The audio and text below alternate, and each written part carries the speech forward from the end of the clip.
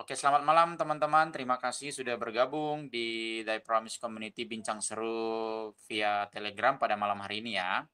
Nah, jadi sebelum kita mulai teman-teman, mari kita berdoa dulu. Sis Helen boleh pimpin dalam doa?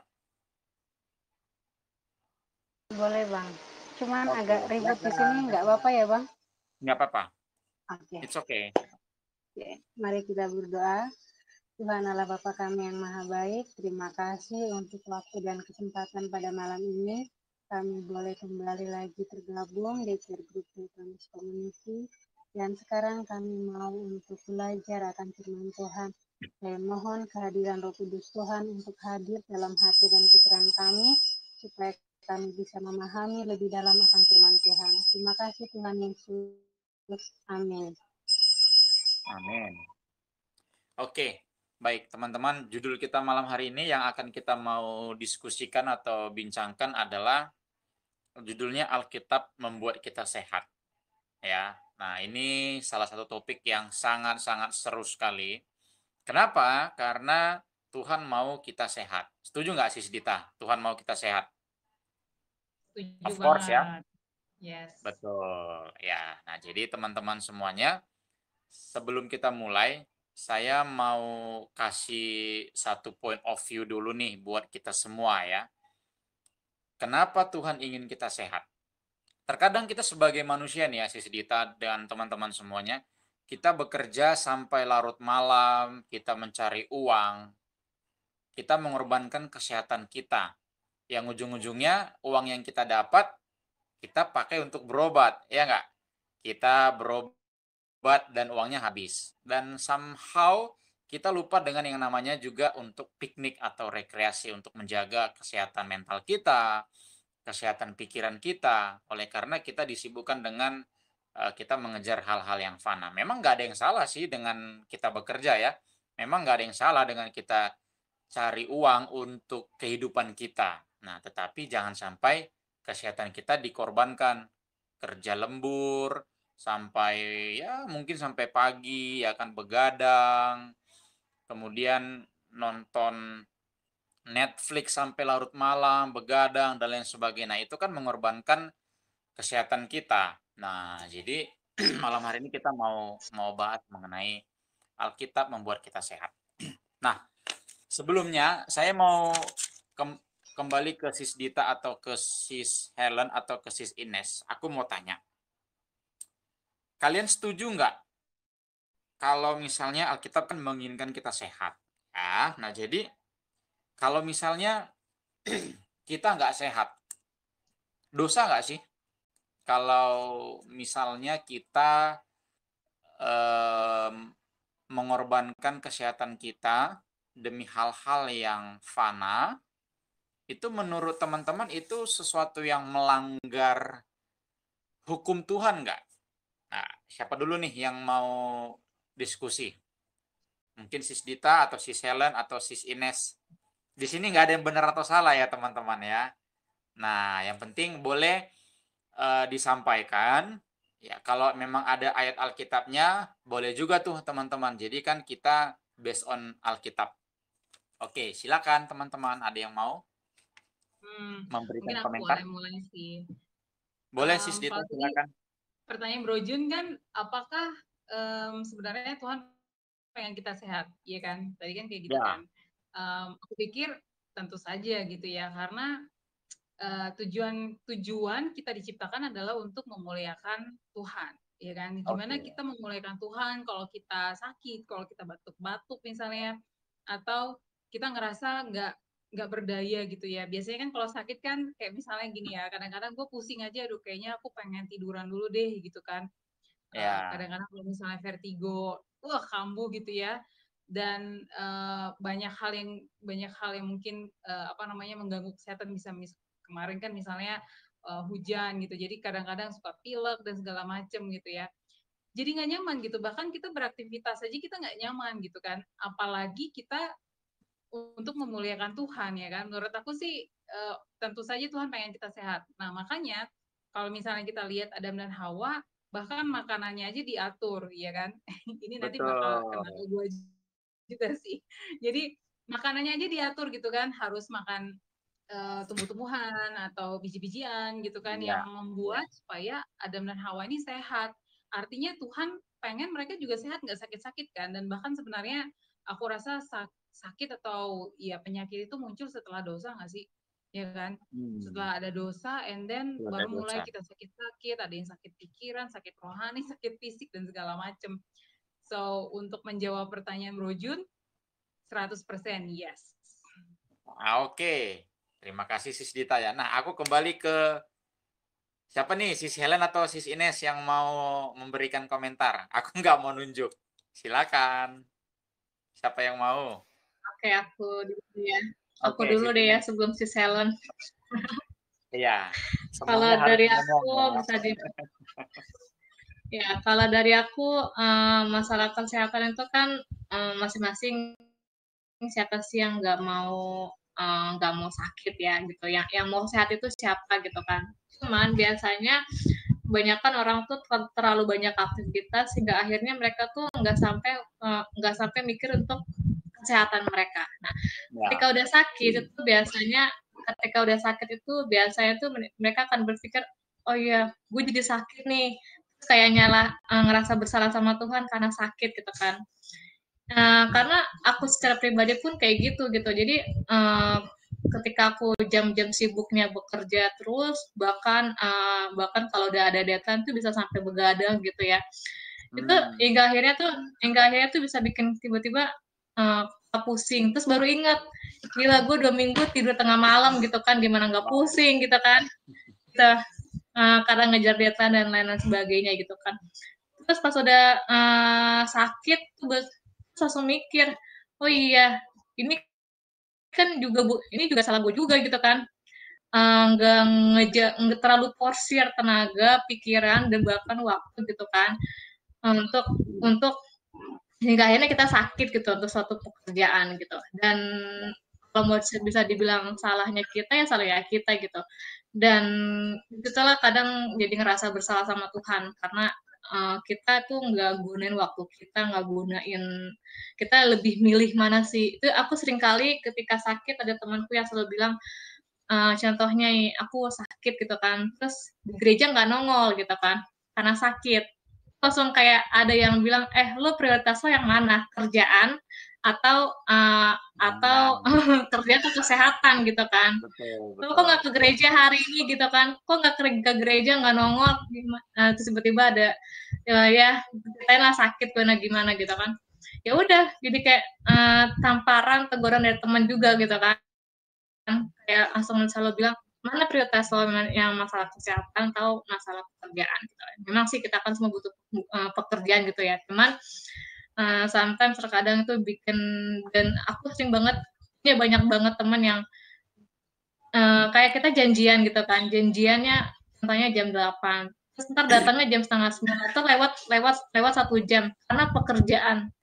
Sudah gitu pas udah nungguin dia lama terus pas datang itu kayak kita ngobrol cuma setengah jam doang saya tuh kayak gue mesti balik lagi ya kerja what udah bersyukur banget gue gitu ya sekarang yang nggak segitu hebringnya dengan pekerjaan yang hingga akhirnya kayak aduh ini aja makan aja belum gitu kan wow dunia luar tuh benar-benar parah sih masa kerjaan dengan pekerjaan tuh susah untuk diimbangin. Oke, Itu dari mantap. aku Dari ya. Sis Ines ya. Thank you Sis Ines ya. Nah, sekarang dari Sis Ellen. Sis Ellen, silakan Sis kasih point of view-nya. Sebelumnya aku minta maaf ya Bang, soalnya kondisi lagi rame di sini. Tapi mudah-mudahan suaraku terdengar jelas. Oke, nggak apa-apa Kalau sih. kalau dari aku salah atau enggak ya tadi pertanyaannya. Kalau kita sakit Ya, itu kan. kita itu salah nggak sih kita kalau kita tidak sehat gitu, kita main-main dengan kesehatan kita itu salah nggak? Itu Oh ya, melanggar Tuhan, melanggar hukum Tuhan nggak kira-kira gitu? ya. Aku lupa ada satu ayat yang selama ini tuh sering dipakai gitu sama keluarganya aku Kak. Kalau pas lagi sakit gitu Bang. Mungkin teman-teman tahu ya, bunyinya itu kalau kamu tahu kamu harus berbuat baik tapi kamu nggak lakukan, berarti itu kamu berdosa. Nah, jadi Nah, kalau ya, ya. kita tahu Nanti boleh porsi transfer tubuhnya ayatnya. kita itu Yakobus bagaimana, kesehatannya Betul. bagaimana, tapi kita langgar, itu udah jelas kan.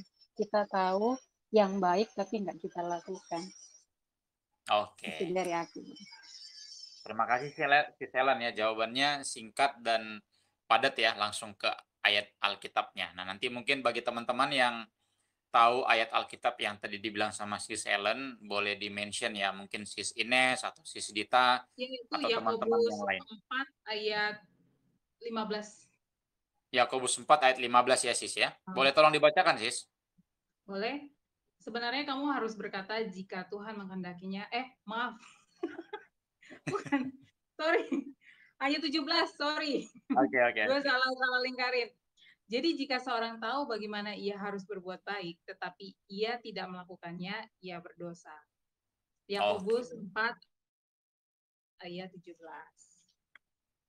Oke, terima kasih ya itu ayatnya. Nah, ini aku mau sapa dulu nih teman-teman yang sudah bergabung di bincang seru Telegram kita. Ada Sis Lastri, ada Bro Pascal, ada Bro Ali ya. Nah, jadi teman-teman boleh kalau ada pertanyaan atau mau menambahkan nanti, boleh ketik di kolom chat ya teman-teman ya. Kalau nanti ada pertanyaan atau tambahan nanti kita akan bahas bersama-sama. Oke. Nah, ini semakin seru nih teman-teman. Aku mau kasih ayat ya. Kenapa misalnya Tuhan juga ingin kita sehat. Sebenarnya ada sekian banyak sih, ada 7 poin yang aku mau bagikan. Nah, jadi yang pertama itu kenapa kita harus sehat? Karena kita adalah ciptaan Allah ya. Ya tentunya kita harus mengikuti formula dari apa yang Tuhan sudah terapkan. Nah, yang kedua kita berhutang teman-teman pada tubuh kita, ya kan? Karena dalam Efesus 5 ayat 29 dikatakan begini, saya buka ya Alkitabnya, sebab tidak pernah orang membenci tubuhnya sendiri, tetapi mengasuhnya dan merawatinya, sama seperti Kristus terhadap jemaat. Nah, sekarang gini teman-teman, kita misalnya punya mobil Ferrari atau Lamborghini, kita mau nggak ngisi bensinnya dengan minyak tanah atau premium? Nggak mungkin, ya nggak? Nah, Yes. apalagi tubuh kita kan, tubuh kita ini adalah sudah dibayar dengan darahnya Kristus. Ya tentunya kita harus memasukkan hal-hal yang baik dong, ya kan, yang baik terhadap diri kita. Nah lalu kita berhutang pada Allah juga. Ya kalau kita tidak menjaga tubuh kita ini hutang loh sama Tuhan ya, karena Tuhan sudah mati di kayu salib kan.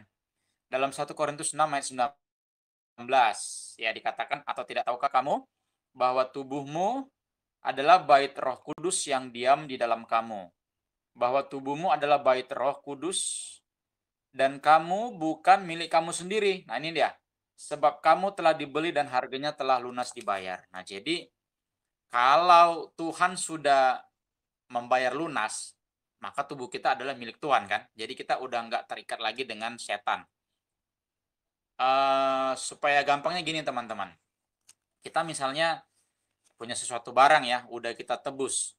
Misalnya si Dita mau ngambil tas contohnya. Sudah dibeli itu tasnya. Ya tentu itu tas sudah menjadi miliknya Sis Dita kan. Si orang yang menjual kepada Sis Dita nggak punya hak lagi dong dengan tas tersebut. Nah, begitu juga dengan kita. Tubuh kita ini adalah kepunyaan Tuhan. Jadi kita nggak boleh teman-teman kita makan gelojo, kita minum gelojo, ya kan? Terus ada nih yang bilang, selamat malam Brother Pascal, lagi di mana?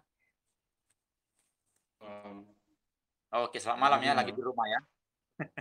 Oke, nah jadi kita lanjut ya. Jadi kalau kita makannya gelojo, ya kan kayak bangsa Israel. Bangsa Israel, Musa, kau bawa kami dari Mesir untuk mati di padang gurun ini. Enggak kau berikan kami makanan, daging, dan lain sebagainya. Akhirnya apa teman-teman? Mereka banyak yang mati kan? Karena akibat kegelojoan mereka, ya Tuhan mengirimkan burung puyuh ya ke perkemahan mereka, terus mereka tangkap burung puyuhnya, mereka makan. Mereka gelojo. Terus mereka nggak ada air. Musa, ini nggak ada air gini, kekeringan dan lain sebagainya. Mereka selalu gelojo. Jadi Tuhan itu adalah Allah yang teratur ya, kawan-kawan ya. Tuhan mau kita hidup sehat juga gitu. Kita tidak melakukan hal-hal yang tidak baik. Nah, pertanyaan lagi nih. Kalau misalnya kita menghancurkan tubuh kita, ada dampak nggak? Atau apa akibatnya kalau kita menghancurkan tubuh kita, teman-teman? Ada yang bisa kasih ini nggak?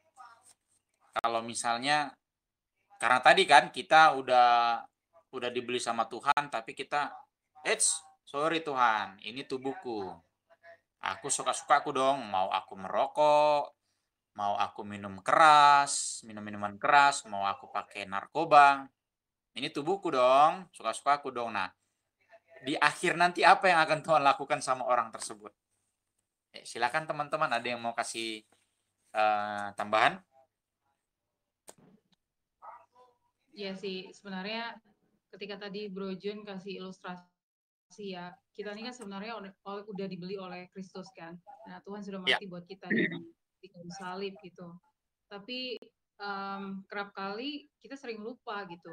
Buat gue pribadi, kadang-kadang aku lupa gitu ya. Aku suka makan sembarangan dan walaupun sebenarnya aku juga bersyukur aku termasuk jarang banget sakit sih sebenarnya. Tapi aku juga Amin. sadar gitu bahwa ada hal-hal yang makanan yang sebenarnya tidak sehat gitu, kayak misalnya aku makan junk food atau mungkin makan gorengan terlalu banyak gitu ya, which is gue nggak nolak kalau ditawarin gitu kan, tapi pernah aku pas makan bareng sama teman gitu ya, mereka baik-baik aja, gue batuk-batuk setelah itu gitu kan, dan sampai akhirnya itu mengakibatkan aku harus ke dokter, bayangin, hanya gara-gara makan gorengan, batuknya itu nggak sembuh-sembuh gitu, bahkan aku sempat beli yang kayak obat-obat di uh, Alfamart kayak gitu ya, tapi nggak sembuh, sampai akhirnya aku pernah ke dokter hanya untuk gara-gara makan itu aku ke dokter gitu.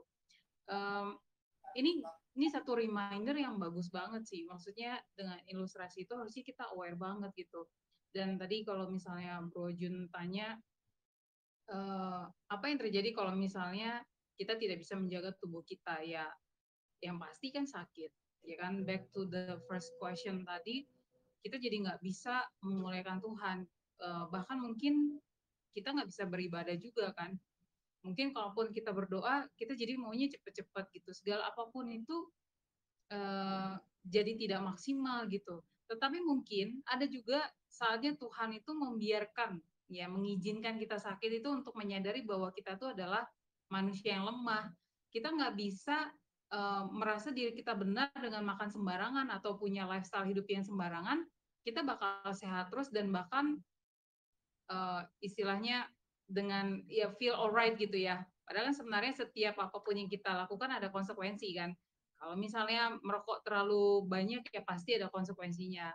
Gue nggak pernah ngelihat dokter itu perokok, ada nggak sih?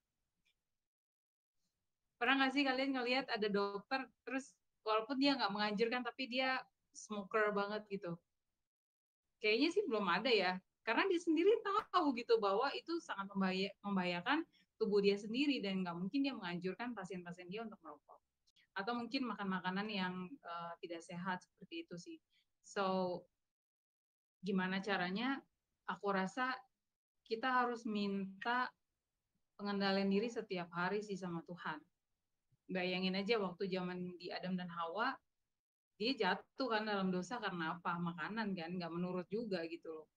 Dari orang tua kita di zaman mula-mula itu, dia juga gagal dalam hal makanan gitu. Dan syukurnya ada seseorang yang berhasil melalui pencobaan dalam hal makanan, yaitu adalah Yesus, ya kan? Makanya teladan yang paling mulia itu adalah Yesus yang bisa kita tiru. So, menurut aku itu sih, jadi sangat-sangat berbahaya jika kita tidak aware betapa pentingnya kesehatan gitu. Mungkin kalau sekarang kita ngerasa fine aja, tapi jangka panjangnya ya kan, itu gue udah banyak banget sih lihat fakta kayak gitu. Itu dari aku sih. Oke, terima kasih Sis Dita, Sis Ines. Ada mau tambahkan nggak? Kalau kalau dari aku ya memang kesehatan kan itu penting banget ya. Ya dampaknya untuk kita ya kita jadi nggak ada maksimal gitu loh. Eee, khususnya karena kita tahu kan tubuh kita tuh bait Allah, bait yang suci gitu loh, dan harus apa yang kita lakukan kita pasti udah tahu gitu kan. Itu bukan sesuatu Ya. hal yang harus kayak saya tahu lebih detail lagi dan masing-masing kita pasti udah tahu gitu apa yang harus kita lakukan tuh supaya punya badan itu yang sehat untuk kita bisa melayani Tuhan di gereja dalam pelayanan kita dan lain sebagainya gitu. Dan kalau kita punya tubuh yang lagi sakit itu pasti kita ngerasa nggak maksimal gitu kan, nggak maksimal dan kita untuk melayani Tuhan pun juga kita nggak bisa gitu dan kita akan merasa bersalah juga lagi sama Tuhan gitu dan apa yang harus kita lakukan ya kayaknya itu kita udah pada tahu gitu ya kita gimana jaga pola hidup gitu memang susah gitu ya untuk jaga pola hidup. Pelan-pelan itu pasti bisa sih. Paling susah itu memang hawa nafsu makan gitu ya. Karena karena aku pribadi juga gitu ya, susah banget tuh kontrol makan gitu sebenarnya gitu. Cuman akhir-akhir ini karena memang memang buat menjaga kesehatan juga, jadi lumayan tuh bisa bisa ngontrol makan sekarang nih di akhir-akhir nih, udah mengurangi ngemil-ngemil. Kalau dulu tuh semuanya dihajar gitu ya, dan nggak mikir lagi ini buat eee, dari tadi kata Kak Dita, itu nggak mikir, kita nih maunya makan terus dan kita nggak mikir ini bagus nggak untuk kesehatan kita, bagus nggak untuk, hidup kita gitu. Akhirnya ya akhir-akhirnya udah lumayan tuh bisa ngontrol dalam soal makan walaupun masih terus ini ya kita masih terus belajar setiap hari gitu loh dalam hal makan sih. Kalau dari aku. Oke, makasih. Brother Pascal, ada tambahan nggak kalau misalnya kita menghancurkan tubuh kita, apa yang dapat Tuhan lakukan gitu? Apakah kita akan menanggung akibatnya? Sebenarnya kalau kita menjaga kesehatan atau enggak ada untungnya buat Tuhan. It's not good Ya, for, betul. enggak ada untungnya buat Tuhan. Itu semua untuk kita gitu. Ya. Dengan tujuan dengan kita sehat, kita bisa menjadi berkat. Itu aja tujuan Tuhan memberikan kita aturan makanan yang sehat itu ya untuk itu supaya kita tetap prolong in this earth dan prolongnya itu bukan untuk lama tinggal di dunia terus tetap berbuat dosa, bukan. Lama tinggal di dunia ya untuk bisa menjadi berkat bagi orang lain. Dan sangat menarik ya bicara tentang makanan ini, justru banyak kisah di dalam Alkitab di mana orang-orang jatuh karena makanan gitu. Seperti yang Sister Dita juga bilang tadi kan, Adam dan Hawa. Kalau kita baca selanjutnya di dalam Alkitab, ada Daniel dan teman-temannya kan. Pertama-tama waktu mereka dijajah atau dibawa menjadi budak, hal pertama yang menjadi tantangan mereka itu makanan juga. Tetapi yang menarik, di mana ketika mereka faithful atau setia dengan pilihan mereka untuk tetap sehat, justru Tuhan ada di sana gitu. Justru Tuhan ada uh, menggunakan mereka di dalam kesetiaan, dalam hal-hal kecil begitu, untuk menjadi alat Tuhan. Gitu. Jadi uh, mungkin dari situ kita akan belajar bahwa uh, Tuhan tidak bisa gunakan kita kalau kita sembarangan gitu. Mana mungkin kita bisa menjadi berkat ketika keadaan contohnya saja lah, kita sakit-sakitan. Bisa nggak Tuhan pakai kita untuk tolong dulu orang yang di sana, tolong pergi ke kampung-kampung, padahal kita sakit-sakitan, malah orang yang rawat-rawat kita nanti di kampung atau di mana. Betul. Jadi dengan kita setia, ini ada hubungannya juga sih yang dengan pernyataan Yesus. Kalau kamu setia dengan perkara kecil, aku akan memberikan kamu mempercayakan kamu perkara yang besar. Jadi perkara yang kecil itu yang dekat dengan kita dulu kan, yaitu tubuh kita gitu. Baru dipercayakan hal-hal yang besar di luar kita gitu. If you cannot take care yourself, how can you take care others kan? Jadi itu yang kita lihat dari apa yang Tuhan mau ajarkan kepada kita, bahwa tujuan kita sehat itu bukan untuk kita juga sebenarnya, bukan selfish ya, bukan selfish. Oh supaya kita kelihatan sehat. Justru kalau kita sehat, kita menjadi unselfish, kita bisa ngurus orang lain gitu. Itu yang kita lihat kenapa kita harus menjaga kesehatan kita. Amin, Bro.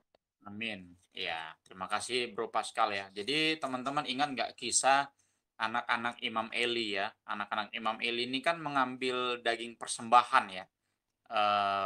Daging kurban yang sudah diasingkan untuk Tuhan. Nah, tetapi kan mereka ambil kan, mereka makan sendiri. Jadi kan itu sesuatu yang akibat kegelojohan juga ya. Jadi mereka ketika mereka makan gelojo, pikiran mereka pun jadi nggak clear lagi kan. Mereka nggak tahu tuh tugas yang suci, tugas yang sakral, mana yang untuk bagian Tuhan. Nah, mereka sembarang. Akhirnya ya kita tahu bahwa keluarga Eli, Imam Eli dihukum sama Tuhan ya. Teman-teman boleh lihat kisahnya di dalam buku 1 Samuel. Nah, jadi juga di dalam sebenarnya saya bukan mau nakut-nakutin ya, tapi ayat ini bagus banget nih. Dikatakan di sini di dalam 1 Korintus pasal yang ketiga ayat 16 ya. Kan tubuh kita bait Allah ya. Jika ada orang yang membinasakan bait Allah, maka Allah akan membinasakan dia. Nah, ini bukan kata saya ya, tapi kata firman Tuhan. Saya bacanya juga agak takut ya. Wow. Jika ada orang yang membinasakan bait Allah, maka Allah akan membinasakan dia. Sebab bait Allah adalah kudus dan bait Allah itu ialah kamu. Nah, jadi luar biasa sekali ya. Nah, terus di dalam 1 Korintus 10 ayat 31 teman-teman dikatakan, jika engkau makan atau jika engkau minum atau jika engkau melakukan sesuatu yang lain, lakukanlah semuanya itu untuk kemuliaan Allah. Nah, jadi kalau kita makan 5 piring jam pagi, siang lagi makan 5 piring, sore makan lagi, jajan lagi gorengan, itu kira-kira memuliakan Allah gak teman-teman? Sudah pasti enggak gitu. Karena Allah bilang apa? Berikanlah kami pada hari ini makanan kami yang apa? Yang secukupnya kan teman-teman, bukan makanan kami yang berkelimpahan, enggak kan? Karena memang Tuhan sudah setting kapasitas lambung kita itu ya memang untuk porsi yang apa ya? Yang normal gitu dan harus memang itu yang Tuhan anatomi kita kan seperti itu kan sebenarnya kan. Apalagi ya saya nggak tahu mungkin teman-teman percaya bahwa gigi kita ini sebenarnya kalau anatominya ini sebenarnya ya itu bukan untuk pemakan daging teman-teman. Tapi saya nggak bilang daging dosa loh, enggak ya. Kita nggak bahas ke situ. Tapi kalau melihat dari anatominya, gigi kita ini memang bukan untuk menggigit daging karena kita nggak ada taring, kita nggak harimau kan. Tapi kalau harimau nggak mungkin dikasih sayuran bayam, dia pasti makannya daging. Nah, jadi memang kalau kita lihat pun anatomi tubuh kita memang Tuhan sudah setting dari dulunya, dari Tuhan menciptakan Adam dan Hawa ya memang seperti ini kan. Makan biji-bijian, tumbuh-tumbuhan, sayur-sayuran dan lain sebagainya. Tetapi kita nggak bahas ke situ ya, cuman kita mau bahas tentang dari sisi kesehatannya teman-teman. Nah, satu lagi nih, aku mau tambahkan lagi ya. Kenapa Tuhan tadi Bro Pascal bilang kenapa kita harus sehat, bahwa kalau kita sehat kita menjadi orang yang tidak selfish, tetapi kita jadi akan banyak membantu orang. Itu benar banget ya. Karena dalam aku buka Alkitab ya 3 Yohanes 2 dikatakan di sini. Saudaraku yang kekasih, aku berdoa semoga engkau baik-baik dan sehat-sehat saja dalam segala sesuatu sama seperti jiwamu baik-baik saja. Nah, jadi rasul-rasul pun berdoa ya untuk saudara-saudara yang lain supaya dalam keadaan sehat. Karena kalau dalam keadaan sehat, pastilah mereka akan mampu untuk melayani jemaat kan. Karena kan tugas menjadi pelayan jemaat itu banyak banget, untuk menolong orang, untuk memberikan perlindungan kepada orang-orang yang lemah, anak-anak yatim, janda-janda, dan itu kan dibutuhkan fisik yang kuat. Nah, kalau kita sakit-sakitan, tentu kita tidak akan bisa memaksimalkan potensi yang ada di diri kita. Oke, sejauh ini ada pertanyaan nggak, teman-teman? Ada tambahan?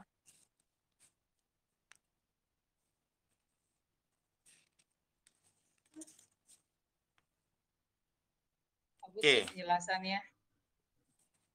Nah, sekarang kalau misalnya nggak ada, aku mau tambahkan lagi sedikit ya, teman-teman ya.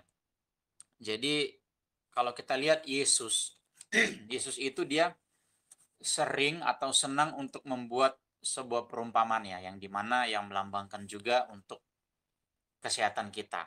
Nah, Yesus selalu bilang bahwa dia adalah air hidup kan. Nah, kita butuh air nggak teman-teman?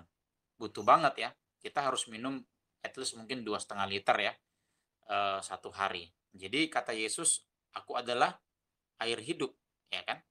Lalu kemudian Daud mengatakan dalam Mazmur 23, Tuhan adalah gembalaku, tak akan kekurangan aku. Ia membaringkan aku apa? Di padang ya, yang berumput hijau, yang dimana itu dia menuntun aku ke air yang tenang kan. Nah, jadi dari sini saja kita melihat bahwa Tuhan pun sudah mensisipkan ya kalimat-kalimat atau firman Tuhan yang memang mendukung kepada ke arah kesehatan. Nah, ada komentar nggak teman-teman?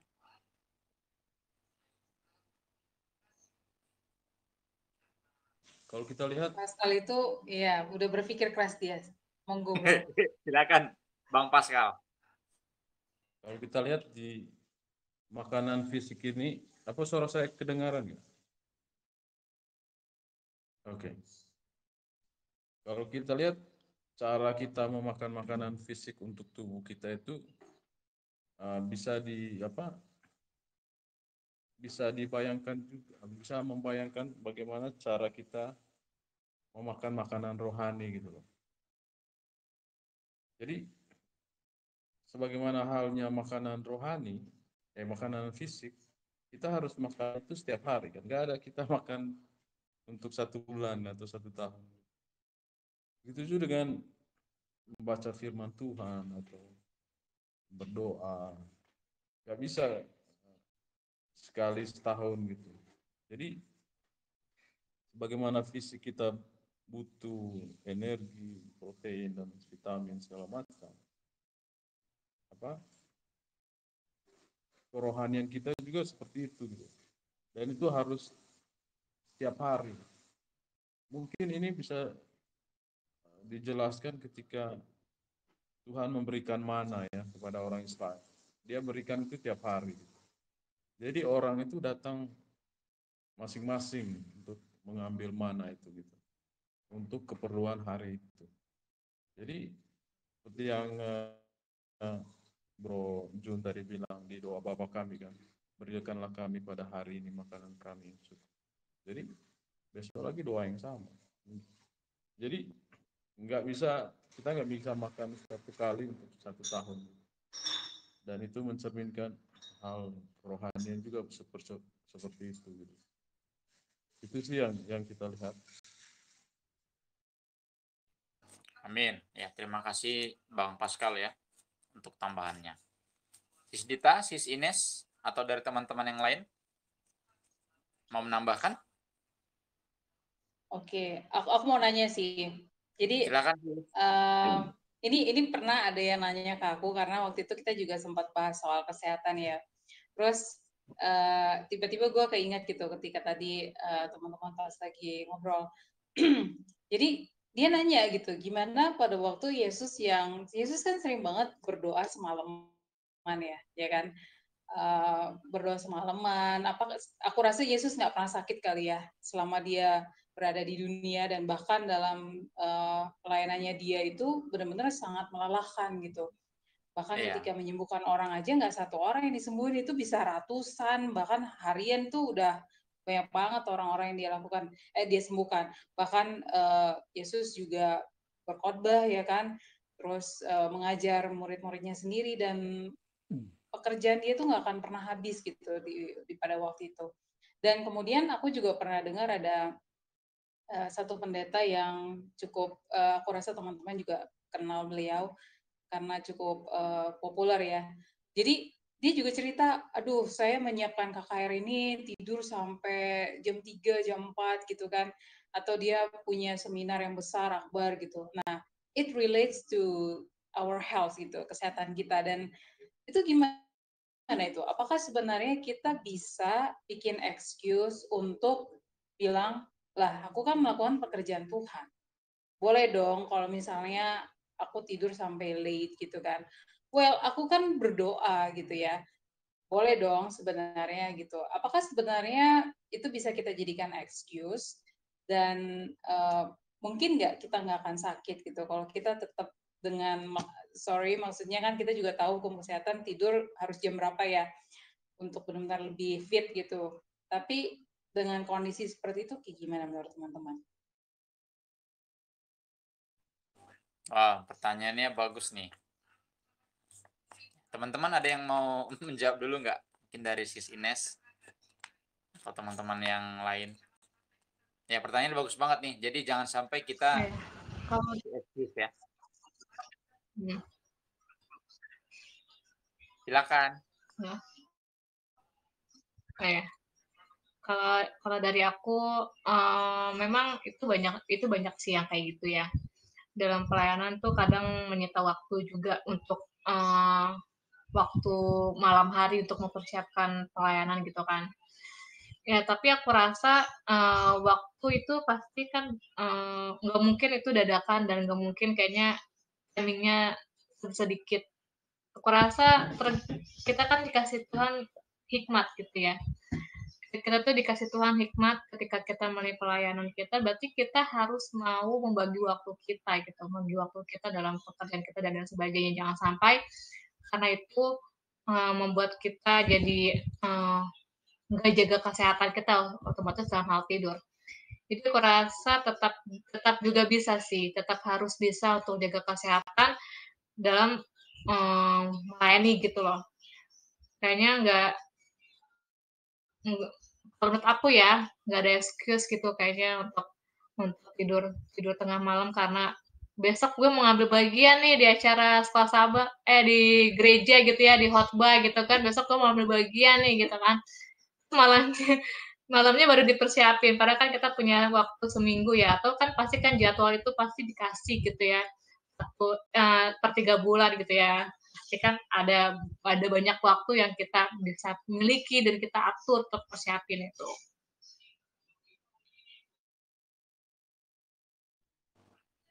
Amin. Terima kasih Sis Ines ya untuk tambahannya. Bro Pas?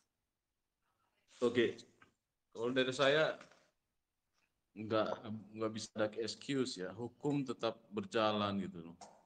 Kalau kita menggunakan excuse yang sama untuk hal-hal yang lain, contohnya saya punya anak yang harus kita take care, tapi karena ada pelayanan saya telantarin istri dan anak saya kan. Jadi contohnya anak-anak saya nggak ada perhatian dari orang tua, jadi nakal dan segala macam, itu kan nggak bisa jadi excuse. Tanggung jawab tetap tanggung jawab kan. Jadi seperti yang Sis Ines tadi bilang ya, harus ada minta hikmat dari Tuhan untuk mengatur waktu gitu. Tidak menjadi alasan untuk merugikan kesehatan gitu. Tetapi di sisi lain bisa juga dibilang pengorbanan ya. Kalau dilihat dari kalau dirinya sendiri yang dikorbankan nggak apa-apa. Tapi kalau ada orang lain di luar dia yang mana tanggung jawabnya dia, itu akan bermasalah menurut saya. Karena banyak juga para rasul ya yang mati, tapi kebanyakan mereka nggak mati karena sakit ya, mati karena dibunuh kan, mati karena dianiaya gitu. Tapi jarang kita dengar ada rasul-rasul yang mati karena sakit gitu. Tapi mungkin itu juga salah satu bentuk pengorbanan ya. Tapi kalau bisa di manage, itu kan kalau masalah waktu kan bisa di manage. Kenapa tidur malam kalau bisa dikerjain siang kan? Kenapa nggak tidur malam kalau bisa dikerjain siang? Jadi ya aku rasa tetap hukum kesehatan tetap bisa berlaku juga bagi orang-orang kayak pendeta atau siapapun yang melayani Tuhan. Ya mungkin harus minta ampun lah kalau memang akibat penyakitnya atau apa diakibatkan oleh itu. Amin. Ya, jadi Bisa nggak sih kalau misalnya kayak gue bukan maksud untuk deny dengan jawaban teman-teman ya. Perhaps kalau misalnya kita ngelihat kayak kehidupan yang ada di di Alkitab yang kita baca gitu ya.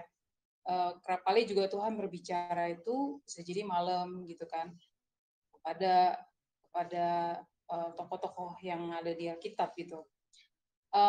Is that possible kalau misalnya certain case ya kan bahwa sebenarnya bisa masuk option yang kedua tadi yang Bro Pascal sebutkan itu satu pengorbanan gitu yang sebenarnya dia juga nggak mau gitu kan tetapi kayak misalnya begini aku harus contohnya aku harus kayak kasih waktu aku di malam hari untuk mendengarkan seseorang yang punya masalah dalam kehidupannya ya kan how can I say stop ini jam malam gue men nanti kalau gue tidur telat gue bakal sakit kan nggak mungkin ya kan itu udah termasuk pelayanan juga gitu mungkin kalau misalnya kayak regular schedule kayak yang tadi Sis Amel sampaikan kita harus minta wisdom juga untuk hal tersebut tapi ada case-case tertentu yang memang Tuhan izinkan pengen ngelihat kita sampai seberapa besar mau untuk itu dan kalau misalnya juga kita gunakan untuk berdoa sama Bapa kita yang di surga, aku rasa justru yang kita dapatkan adalah kekuatan yang lebih gitu. Apalagi kalau misalnya kita benar-benar dalam pergumulan, kita gunanya itu untuk berkomunikasi dengan dia gitu kan. Ya mungkin maksudnya ya itu sih nggak bakal sakit ya, tapi maksudnya ada hal-hal tertentu yang aku rasa kita bisa kok, bukan maksud untuk melanggar, tetapi ada pengecualian gitu ya, maksudnya pengecualian untuk kegiatan-kegiatan tertentu gitu. Kayak misalnya kita benar-benar lagi pergumulan, terus kita berdoa semalaman, kalau memang ada yang pengen berdoa semalaman gitu kan, kayak doa semalam indah. Mungkin teman-teman pernah nggak sih join di gereja gitu kan, ada doa semalam indah. Kita benar-benar nggak tidur gitu kan. Terus kayak kita harus pelayanan juga yang which is sebenarnya itu nggak taunya sampai malam dengan alasan yang lain lah kayak gitu. Mungkin itu sih. Tapi ya basically ya tadi Bro Pascal juga bilang gitu kan. Di Alkitab kayaknya nggak ada yang misalnya meninggal gara-gara. Tapi aku pernah lihat kayak misalnya reformer gitu ya, ada yang meninggal juga gara-gara sakit malaria. Tapi bukan karena jam malam tidur, tapi memang pada saat itu ada wabah gitu loh. Ada wabah gitu, bukan karena dia ya mirip-mirip kayak COVID sekarang inilah gitu kan.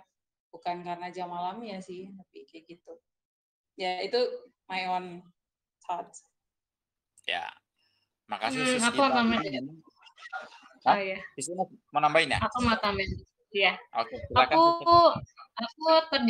Aku ini sih benar juga kayak ingat juga dengan yang tadi bilang kalau memang terkadang Tuhan tuh mau melihat pengorbanan kita dalam pelayanan.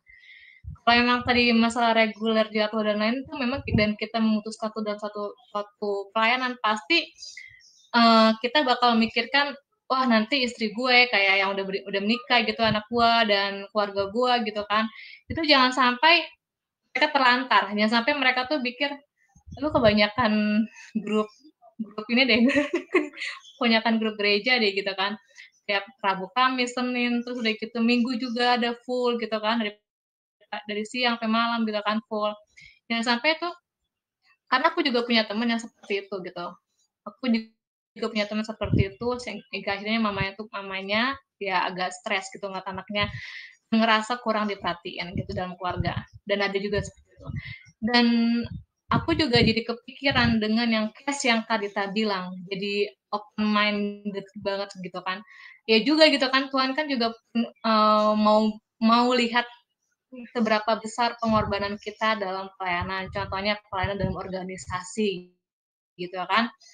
Ketika kita dalam organisasi, terus kita sedang melayani di suatu tempat, kalau kita lagi melayani di suatu tempat di luar kota Jakarta, itu kan pasti kita akan mengorbankan waktu kita tuh. Bisa jadi kita merawat tetangga sekitar sampai tengah malam gitu kan, terus mesti bangun pagi lagi untuk melayani mereka. Itu case-case tertentu seperti itu sih yang bisa dibilang itu bisa di-excuse lah ya gitu, di luar daripada yang nggak bisa di-excuse. Ya, itu sih.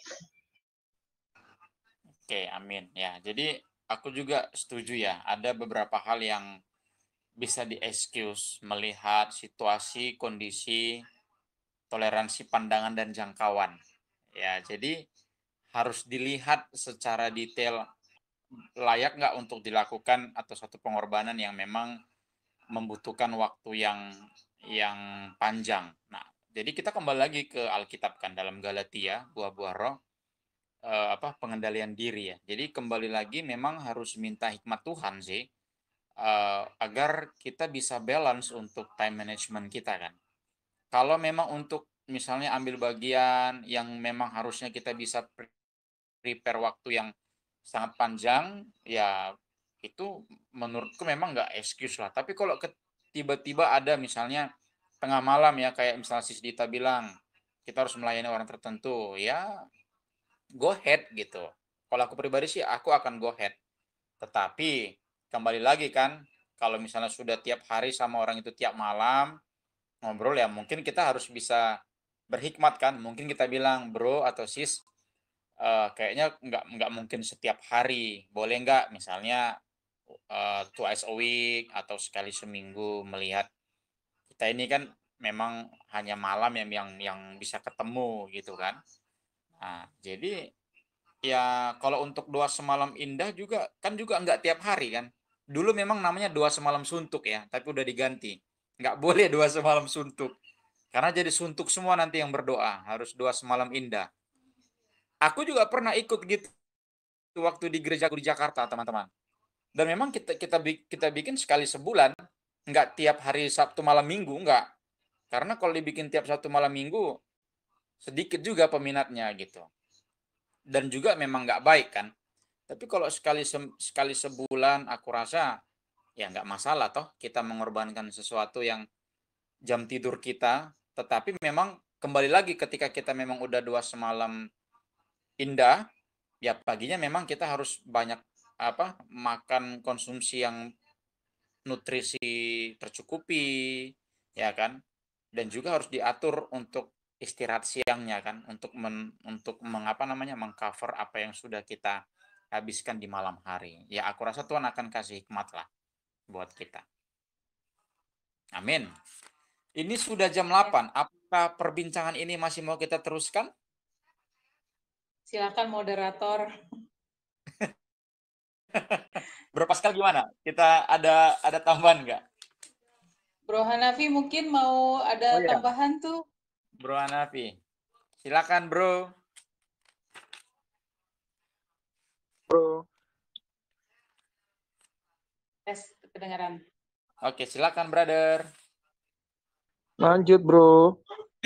Oh, lanjut.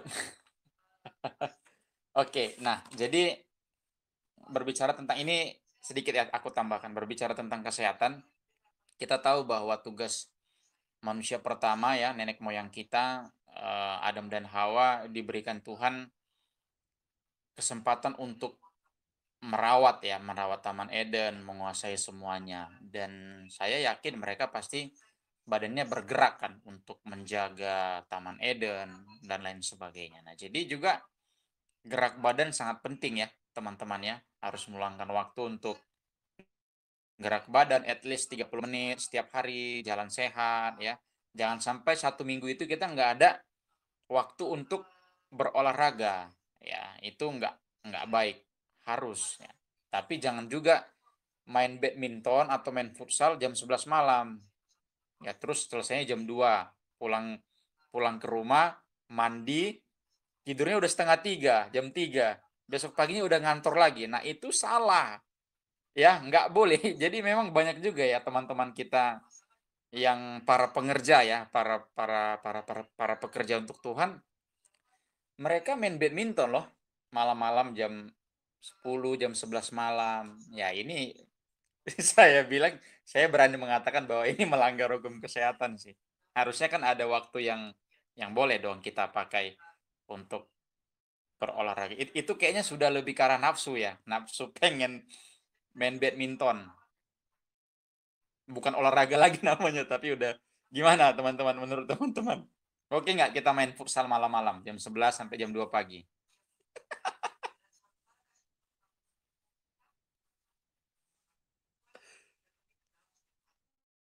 Aku sih Waktunya nggak pernah ya, waktunya tidur ya. Tapi ada juga Iya. loh, aku lebih interest itu sebenarnya berlari sih, running gitu ya. Tapi aku juga pernah lihat ada orang yang suka lari malam gitu kan. Aku nggak pernah nyoba juga karena aku nggak suka udah mandi keringetan gitu ya baru. Cuman katanya sehat juga loh. Jadi aku juga nggak ngerti sih. aku pernah lihat orang lari jam 2 3 pagi, ternyata maling. Kejar orang Iya, namanya. ternyata maling.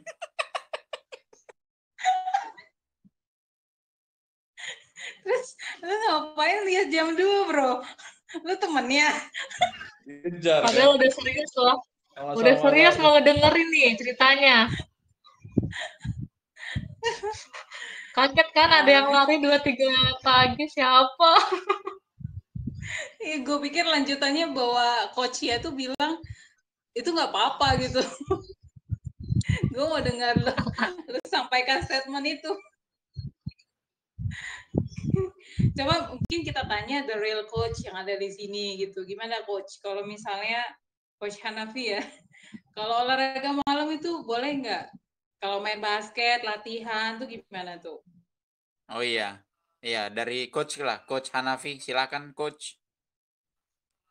Coach Sutahe. Apa itu? Coach Sutahe. Coach. Ya gue nggak tahu ya. Gue sih latihannya biasa kalau kayak gitu bisa sampai jam 10. Jam 11 baru bubar pulang. Nyampe rumah jam 12 mandi, beres segala macam baru. Nah, tapi tidurnya tetap jam 7, 7 jam biasanya tetap patokan. Jam 7 baru bangun. Emang kalau udah bangun kayak gitu. Ya nggak tahu ya. Tapi apakah itu melanggar kesehatan? Rasanya banyak atlet, kalau atlet basket ya pulangnya malam memang. Gitu loh. Anak gue itu pulang jam 11 hampir tiap hari dulu. Karena latihan terus. Gitu tuh. Iya, Dan semua kembali lagi lah ya kepada pilihan masing-masing juga ya. Yang mana yang menurut kita, bukan menurut kita, tapi kembali lagi ya hikmat Tuhan, apa yang memang Tuhan taruh di dalam hati kita, pasti kita udah bisa lah menimang mana yang baik, mana yang ini kan, mana yang tidak baik gitu. Cuman memang aku pernah juga sih ikut klub lari di Jakarta, memang latihannya pernah malam, jam 7 malam sampai jam 9. Iya, sampai jam 9 malam, terus break istirahat, setengah 10 perjalanan pulang, ya setengah 11 nyampe rumah, terus istirahat tidur kan. Ya memang harus harus 7 jam sih, kita harus tidur lagi 7 jam untuk memulihkan stamina kita. Cuman memang ya kembali lagi jangan sampai apa ya, overload lah kita punya olahraga. Kalau kayak olahraga yang overload juga mungkin tidak baik ya. Tidak baik untuk kesehatan, tidak baik untuk kantong juga. Tidak baik untuk semualah. Kayak gitu.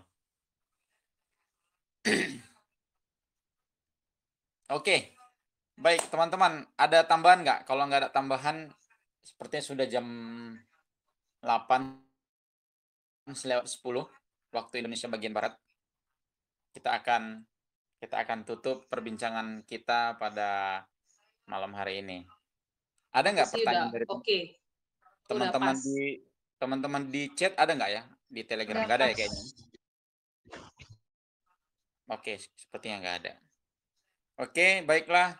Teman-teman, terima kasih sudah gabung di Lapak Die Promise Community Bincang Seru pada malam hari ini yang berjudul topiknya Alkitab membuat kita sehat, ya, atau firman Tuhan untuk mengarahkan kita untuk hidup lebih sehat, menjaga tubuh kita. Terima kasih Sis Ines, Sis Dita, Bro Pascal, Bro Hanafi, Sis Lastri, Sis Helen, dan Bro Ali sudah cabut ya.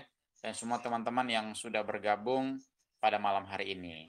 Stay tune terus teman-teman, Senin depan dengan topik yang lebih seru lagi pastinya. Oke, kita berdoa dulu. Saya mau minta kesediaan Brother Pascal untuk pimpin kita dalam doa. Kita berdoa. Bapa kami di sorga, dikuduskan nama Tuhan, terpujilah namamu di atas bumi seperti dalam sorga.